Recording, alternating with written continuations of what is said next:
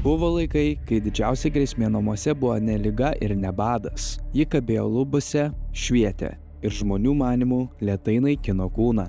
20 amžiaus pradžioje kai kurie buvo įsitikinę, kad elektros lemputė nepadeda gyventi, o ji atima gyvybinę energiją.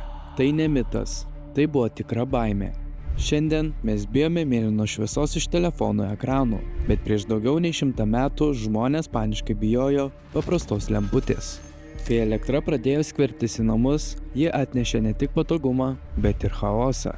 Nauja technologija buvo nematoma, nesuprantama ir daugelio akimis pavojinga.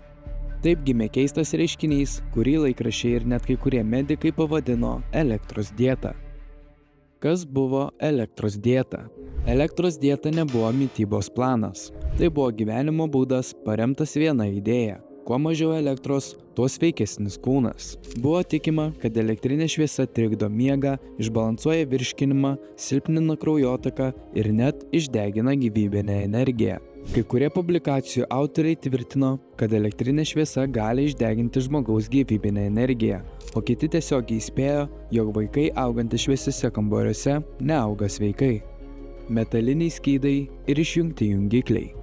Technofobija buvo pasiekusi tokį lygį, kad kai kurie žmonės eidavo miegoti su metaliniais žiedais ar vario plokštelėmis ant galvos. Tikėta, jog jos apsaugo nuo vadinamųjų kenksmingų bangų. Buvo patariama neįsirengti lempų virš lovos, o kai kuriais atvejais net visiškai išjungti elektros tiekimą nakties metu, kad kūnas galėtų pailsėti natūralioje tamsoje. Spaudoje pasirodė ir atviresni, gąsdinantys teiginiai. 1910 m. publikacijose buvo rašoma, kad lemputė tylus jūsų energijos žudikas, o elektra kenkia ne tik regėjimui, bet ir vidiniams organams. Dar keisčiau tai, kad tokie įspėjimai neretai buvo skelbiami gydytojų vardu, o jų pseudomokslinės teorijos be didesnės kritikos rado vietą to meto laikraščiuose. Ne pirmas ir ne paskutinis kartas. Svarbu suprasti vieną dalyką – elektros dieta nebuvo išskirtinis atvejis.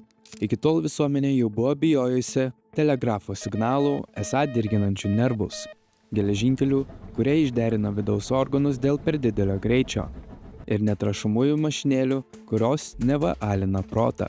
Kiekviena nauja technologija iš pradžių buvo laikoma grėsme, elektra tiesiog tapo dar vienu šio ciklo epizodu.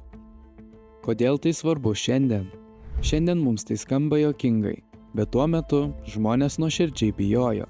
Ir tai pasako labai svarbią tiesą. Kai atsiranda nauja technologija, žmonės pirmiausia reaguoja emocijomis, o ne mokslu.